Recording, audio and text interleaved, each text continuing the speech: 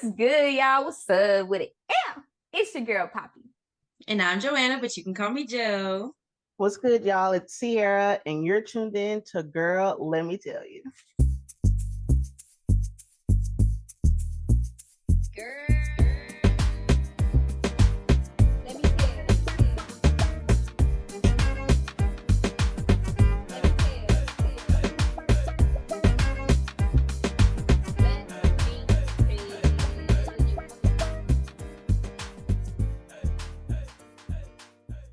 Okay, let's go ahead and get into this gig with the question of the day. So, for those that don't know, all of us have our college degrees, period. Love that for us. So, I want to know what y'all's favorite college experience is and why. Sierra, go first. Okay, so I went through college, most of college with like my best friends. And so one year we moved off campus. And so at our house, we named it KBC. And that wasn't enough either. So we had like a whole photo shoot. We got these pictures of us, just not regular pictures, and just like being goofy.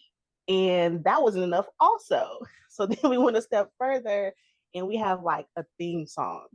But like the theme song is like etched out of the Backyardigans. If y'all ever seen that kid show, it's just wild. So I think my best college experience is going through it with like my best friends because no sense whatsoever.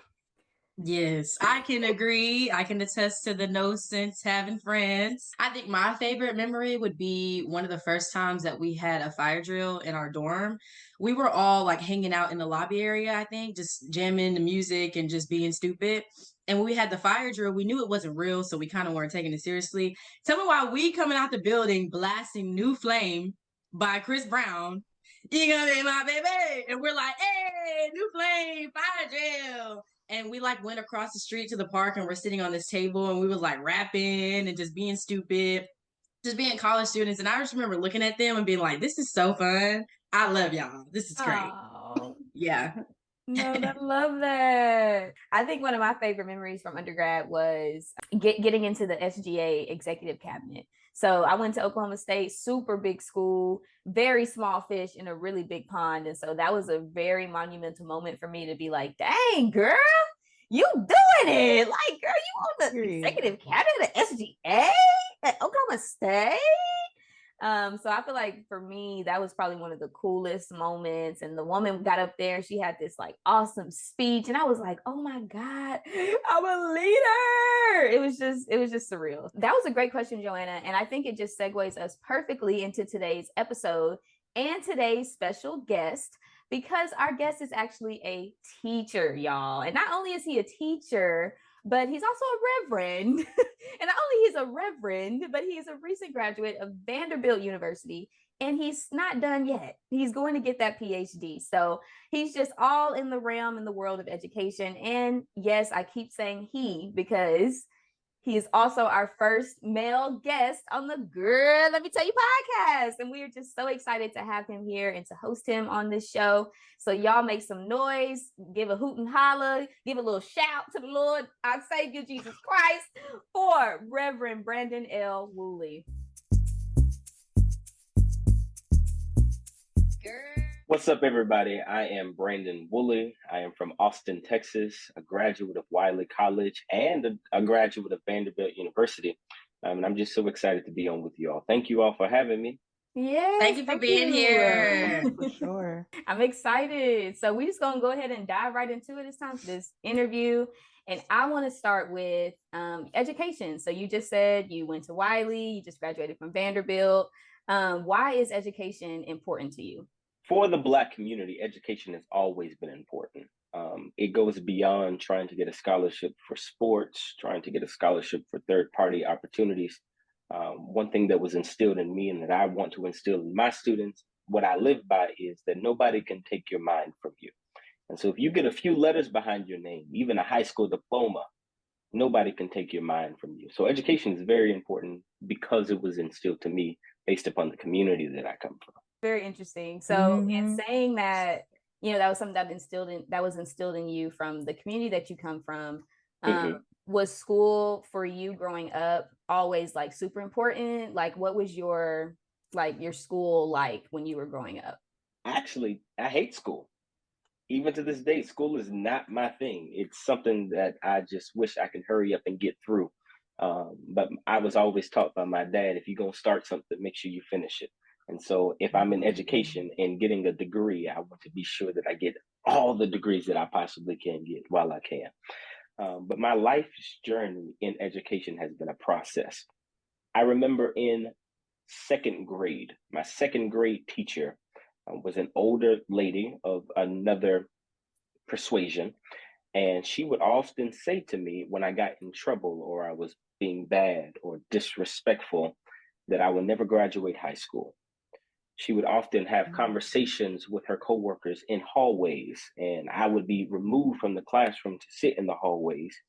I could always remember her saying, he's never going to amount to anything. He's never going to be a graduating high school senior. He's never going to make it. We might as well give up now. It even got to the point that I kept getting in trouble, not knowing what I did. Now there are some stuff that I did do. I was that kid, right?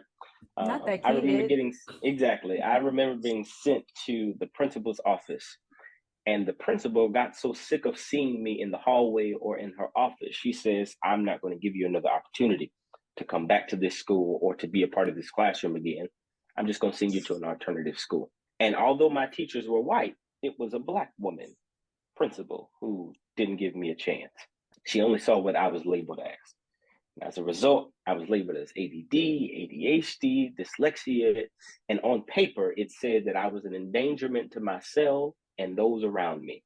He cannot be entrusted in a classroom setting without a police officer or a mental health counselor present. Pause. Goodness. Wait, pause. A lot. Whoa, whoa, whoa, whoa, whoa, Seriously. whoa, whoa. Seriously. And this is all second grade. Second Second grade. grade? Second grade, All and you need a cop? second grade. No, that's All what of I'm that. saying. And I was told by the cops and by the principals and by the administration that if I were to come back on this campus or go to any campus events, such as football games, basketball games, or any of the district events, I would be arrested. Second grade. As a second grader?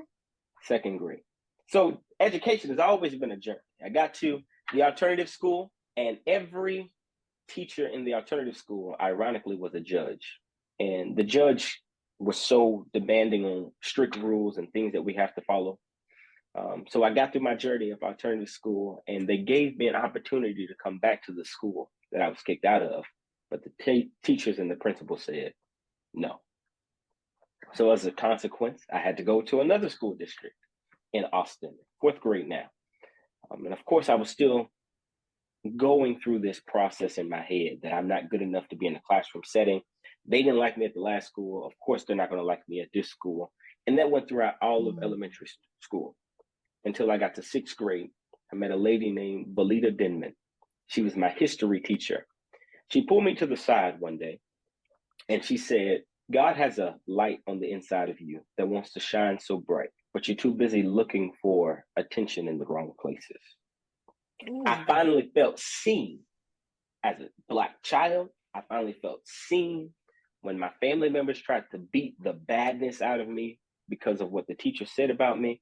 This Black woman seen me and spoke life to me when everybody else only saw incarceration. Everybody else only saw kicking out of school.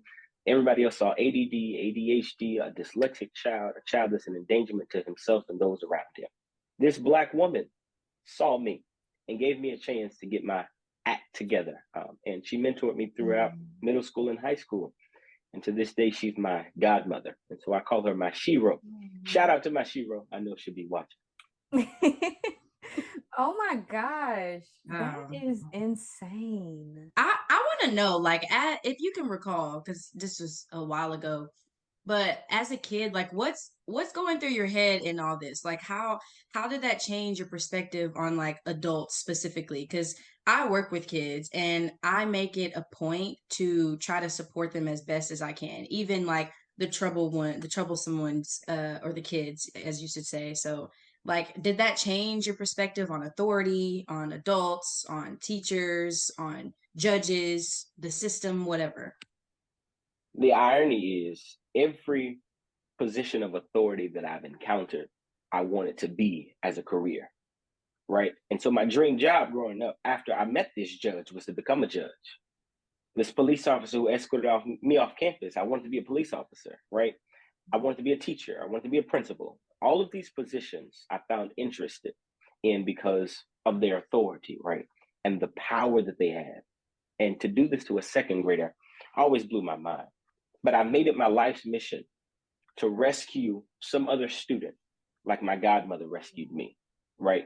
Despite authority, despite position, despite the platform, it's my mission to go and save someone else's child, yet alone maybe my children, just like my godmother saved me. I have a really big passion for kids and a really special place in my heart for stories like yours. Because I've always loved education as a kid, and I've always loved like just kids in general. So to hear anytime like a young child is being mistreated, I'm like, what's going on?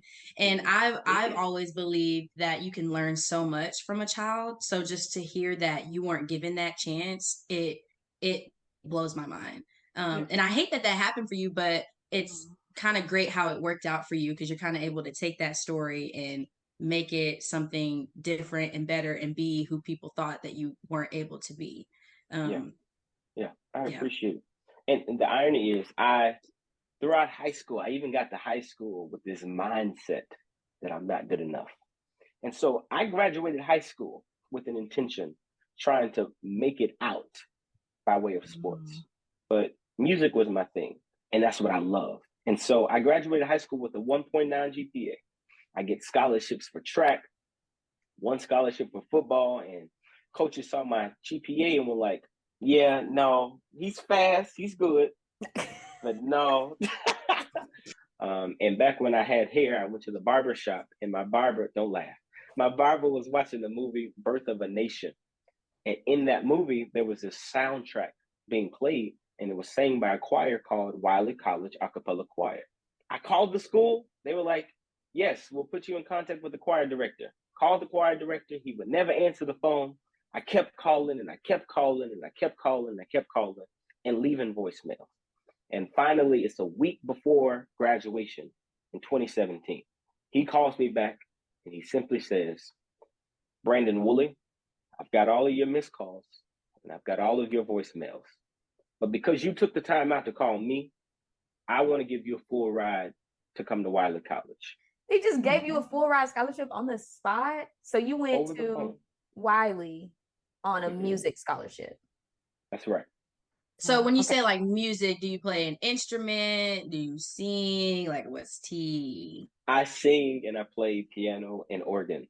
Okay, on the keys. So I want to ask you, like, what would you say to your younger self now? Like having gone through all of that, having to, be persistent, your mission, all that. What would you say to, younger Brandon today? There's this affirmation that I created and I wish my younger self knew it. And even when I teach today, every class period that I start my classes with, we start with this affirmation. I have students stand on their chairs or stand on their desk and they say it as loud as they possibly can. The affirmation is, I am somebody. I'm the head and not the tail. I'm the above and not the beneath. I'm a leader and not a follower. I'm just as good as anybody because I am somebody. If younger Brandon knew that, I felt like my sense of identity would have been known sooner. Because in church, I was seen. I felt like I was somebody. But when I leave church, it's like, where'd this go? I love that you brought in, how church made you feel seen. When did you know that preaching was for you? So growing up in church, I knew God was calling me to be a preacher. I didn't start preaching until my freshman year in college, but I knew I had a burning to do it. And so I just was complacent in music ministry. That's all I wanted to do. I just wanted to go teach music, be a choir director, be a music director at HBCU, do something, right? But this burning, I couldn't let it go. And so we went home for winter break. I text my 90 3-year-old pastor and said, I know I'm called to preach. This is what I'm supposed to be doing. And he didn't say nothing back to me until Sunday morning. He looked at me. He said, come here. I came up to the pulpit from the back of the church. And before I could physically sit in the seat next to him, my soul sat down. That's when I knew I was supposed to be here. Whatever room you walk into and your spirit don't sit down in the seat before you physically sit down, are you supposed to be there? The Bible says God will open up windows for you, that you won't have room enough to receive all the blessings that he will give you. But in order to get those blessings, it requires for you to do your part. Ignore the third-party voices and follow the voice that you know is on the inside of you. You better know the word. I know that verse. Okay. Rev, thank you so much for sharing your story with us. I know I enjoyed it. I know Poppy and Sierra did as well. And I hope y'all listening and watching did. And you definitely dropped some gems on us that I hope y'all are picking up and putting in your back pocket to save for later. But you mentioned something about process earlier. And before we kind of get into our open discussion, I want to know, what is process for you, and like, why is that so important? Why is that a thing for you? Process to me is dying to myself and submitting to what God has for me. It's uncomfortable. We don't like it. It's frustrating. It's lonely. But process requires a letting go of something and submitting to God, someone higher than you are. Interesting. So does everyone have a process in a sense, or is it more so that everyone has a journey in just one process? Yeah, I think journey and process are different because you make Okay. up your journey. You decide which path you want to take. You decide which door you want to walk to or which seat you want to sit in. The process is different. Only God can design process in such a way that all things work together for your good, right? Only God could do that. And process does something to an individual that a journey cannot. So there's an end thing to the process. The journey is continuing. That's like the Sure. biggest distinction. Sure. Okay. I like that, Joanna. I like that. I like that. Did I just make sense? You did. You made sense, sis. Okay. Yeah. I'm understanding things. I am Did I just make understanding sense? things. Yes. Okay, so now that I'm kind of understanding process and where we're at with all that, like Poppy mentioned, I believe you're our very first male guest of the Girl Let Me Tell You podcast. And we're all about women and girl power and sisterhood because we're fabulous.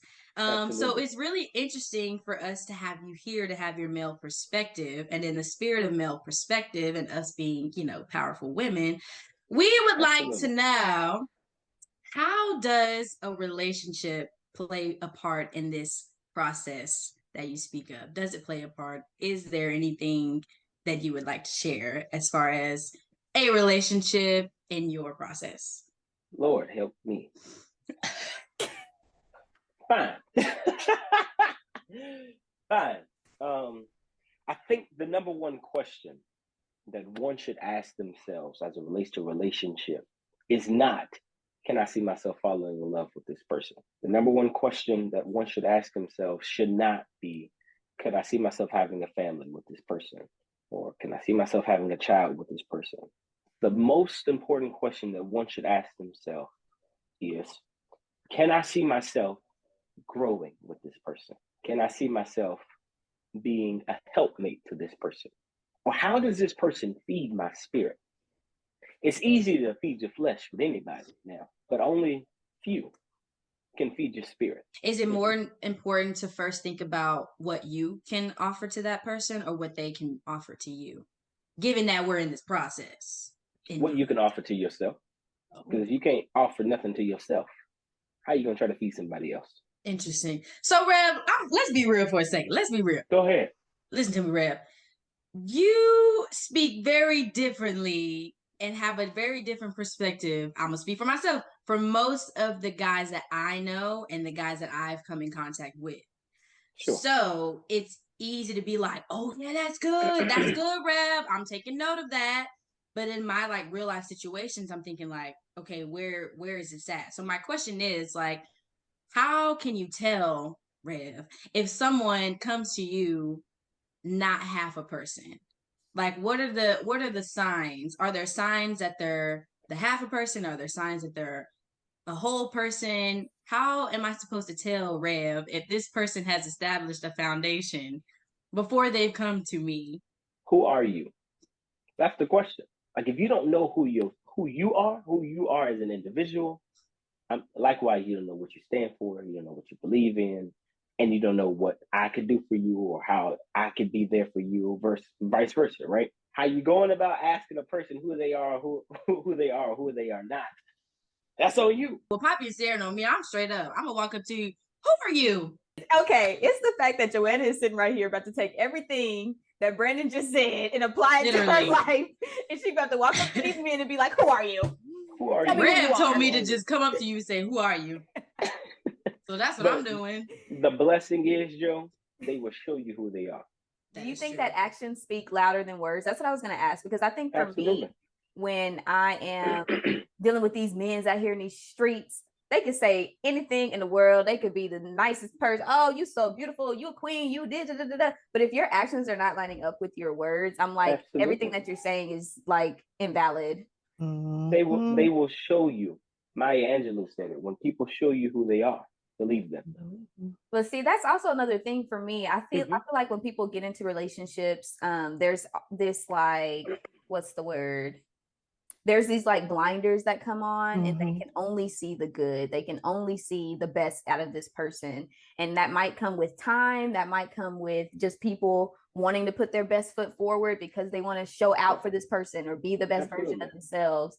And so like, for me, I feel like sometimes it can be distracting when you're getting into relationships, when you're dating, because, you know, when you're outside of the relationship, you can see your goals, you can see your plan, your vision, but then it's like another person comes into that and you have to start thinking about things differently. So I think my question for everybody across the board is, do you think that relationships are distracting, or are they distracting for you specifically?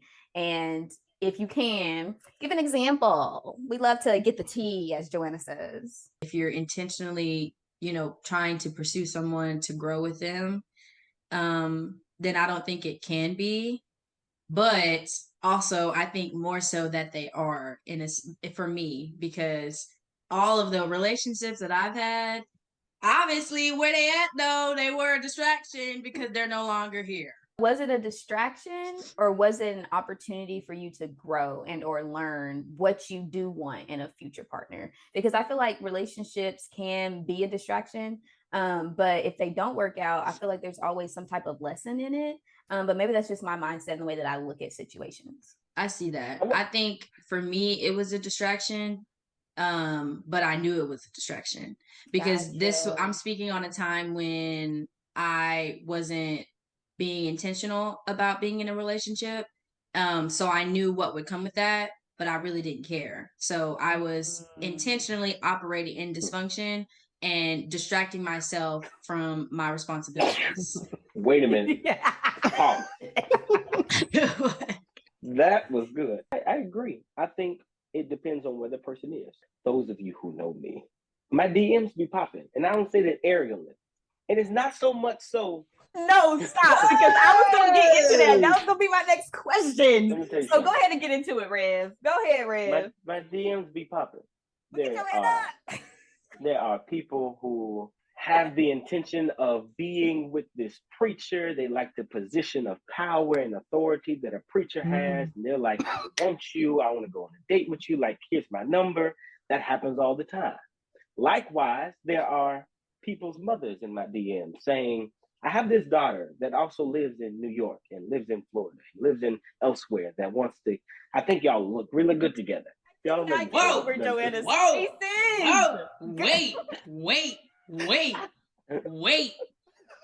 Seriously. Wait.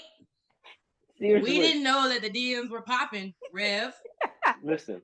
Hey, you got the mamas in the DMs? Mama, grandmother, as God is my witness. All of this plays a factor in my journey, right? If I'm operating out of what I desire, fleshly, or desire outside of having a relationship, listen, I am from the hood now, but I have to be conscious enough within to know and discern what's for me and what's not for me. Because if I can't see her beyond physicality, like if I can't see her spirit, see her grace, see her walk. And if she ain't a Black woman, I don't want her. Wow, Rev. Wow, we're going there. He said, I'm going there and I'm not coming back. Girl, let me tell you. Individualized. Girl, let me tell you. I cannot believe it's going down in Rev's DMs. Boo's mama. Just to kind of get up in your business a little bit, Rev, since we spin the tea, are you in a season or a process, rather, whatever, are you in something where you're in the headspace to pursue after someone? You know, I got a few letters behind my name now. So I've accomplished one thing, right? But I am likewise about to start a PhD program. And I don't know if I could serve her significantly enough and focus on this at the same time, right? I feel like if I could get this bridge that I'm building in my life put together, foundation is there, the structure is there, the framework is in my mind. If I could create this bridge for us to walk over, I think I can. But right now, no, I'm not. No, I'm not. So get out the DMs. He don't want y'all. I am dead. Joanna is so ready to hear about these DMs. I just can feel it. Listen, there's so many, Joe. I got to tell you. All right. Well, y'all know it's never a girl, let me tell you, episode if we don't have a game time. So let's get into this gig, honey. Today's game is called The Great Debate. Wow.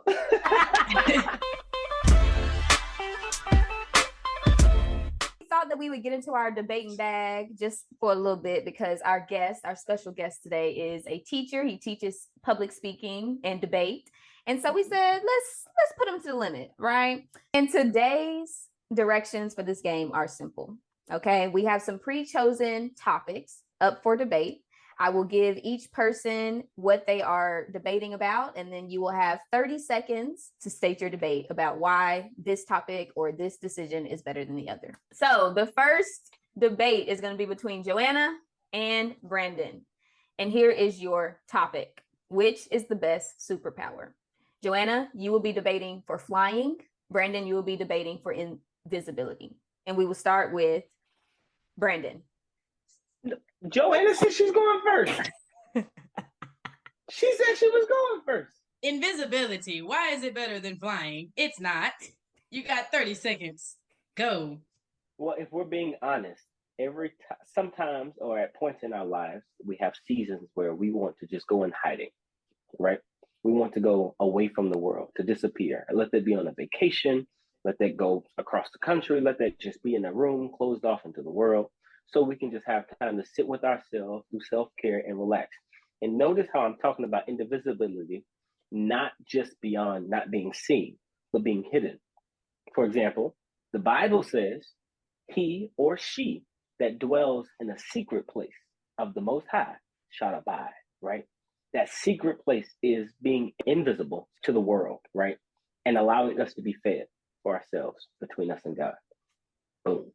You in overtime. But did he though? Joanna, it's your fly. turn. You're not the moderator for this. He did his spiel. It's your turn. 30 seconds. Okay, great. Go. Flying is better. I'm gonna keep it cute and simple because these ticket prices are too much. So I'd rather just fly, get myself there, $3.99. Okay, Sierra, now we have to discuss who do you feel won this? So my vote is going to this person because I didn't know they were going that way. So my vote goes to Brandon. I'm sorry, Joe, but I think mine appreciate goes there too. So Brandon won that round. We Ding, ding, saw- ding. I just wasn't prepared. I just wasn't. I wasn't. When The y'all secret need place. to go somewhere, I'm not flying y'all. You can buy your own ticket and I'm gonna go for free.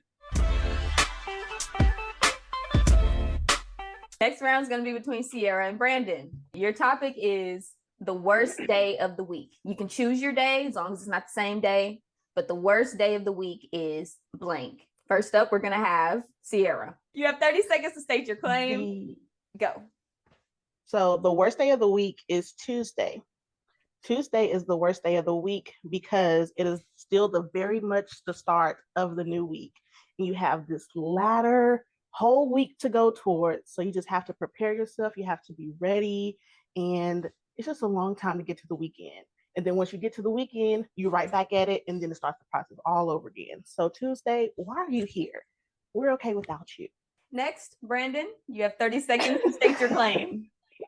I'm so glad you said Tuesday because my answer is Monday. You get a weekend, Monday morning comes. Don't nobody want to go to work on Monday. Don't nobody want to do nothing on Monday, right? So we can just have Tuesday through Sunday. Perfect. Cute, keep it short and keep it simple. Hashtag Joe. Now we want to be simple. now we want to hashtag Joe. Joanna, where does your vote go after hearing both of these statements? Sierra, you my girl, but I love a good Tuesday. I'm so sorry. So your vote goes to Brandon. Is that what we're hearing? Vote goes to Brandon. I think my vote would have to go to Sierra. I agree. Tuesday is not the best day of the week. I can get ready and geared up for a Monday. Like I get it because you have the weekend, and then it's like Monday. It's like okay, I know what's coming. Tuesday is like, dang, I'm tired from Monday. I can't believe you got to do all that work. So my vote goes to Sierra, and since I'm the game host, that's gonna trump your vote. Sorry, Joanna. So Sierra, you're the winner. Thank you. Get no love. Thank you. New topic. The egg came before the chicken. Yes or no? Poppy, you will be yes. Brandon, you will be no. Poppy goes first. So I believe that the egg came before the chicken because they have to grow into a chicken. So of course the egg was there first. They hacked, and then the chicken came out and grew into a full chicken. And that's just what it is. The egg came first. I told you I'm a little slow, and this ain't making no sense to me. I'm so sorry. I don't like the topic. So you think the chicken came before the egg? Yes. Yeah. So there was a chicken before the egg. Poppy said there's an egg before There's an egg before the chicken. Okay. Yes. Yes. Okay. It's just like mating. You have to have two chickens that mate to produce an egg. Where did chicken come from? Where did the chicken come from? There has to be an egg first. I don't know. I don't like this topic. Sierra, you pick a topic. What? First of all, I'm reading from the list that we have prepared on today. The egg I can't get no love. I can't fly for free. My votes don't count, and my topics don't make sense. The topic makes sense to me. So everybody vote who won that round. I'm going with Poppy because Rev came for me just then. I agree. I'm going with Poppy because she gave us more. Thank you. Thank you so much for that. So it looks like, girl, let me tell you, team 2, Brandon 1. This is going to be the tell it all debate, okay? This is between Joanna and Brandon. Here's your topic. Who should be in charge, men or women? And you know what else I'm going to do? You're not going to switch it up. Yes. Joanna, you are... Girl, let me tell you. Joanna, you don't get to say the name. And I'm going first. You don't get to do that. Get to go first. Wholeheartedly, I believe no. Black women run the world. Period. Wait. Pause. This is the Girl Let Me Tell You podcast. I didn't even get my sentence out. Ooh, you have to. Joanna, you will be team men. Brandon, you will be team women. Sure. Brandon, you will go first. You have 30 seconds to state your claim on who should be in charge. You are talking about women should be in charge. Tell us why. Yes, this is the Girl Let Me Tell You podcast. Women should be in charge. Thank you. Okay, whatever. Now you want to be simple. Okay. Today I'm team men. So the reason why men should be in charge is because men have always been in charge, so to speak. They've always been higher on the ladder than women. So why not just keep it the same and let everything run the same? This is all sarcasm, by the way. Let's let everything be the same. We don't need no change. Men are strong. They have more power and authority. Let's just keep it like that. Whatever. Listen. That's my argument. Okay, but Joanna, can your entire argument really be sarcasm? You can't give us one thing from the heart. Just need one. Just one. Men. I will give you one thing from the heart. Okay, I'll be from the heart. Okay. I'll be from the heart. You already said Joe P's brother. Girl, let me tell you. Men should be in charge because men are supposed to be leaders. And if you can't lead me, then that's just all I need to know. Okay? You have to be in charge. You're responsible for holding it down. You're responsible for managing the money. You're responsible for disciplining the kids. You're responsible for mowing the lawn because I'm not gonna do it. You're responsible for. I'm on you on that part. Look, No, fixing stuff because Okay. I'm not finna do it. Handyman. You're responsible for making me feel safe. Okay, making me feel protected. Men should be in charge. Period. From the heart.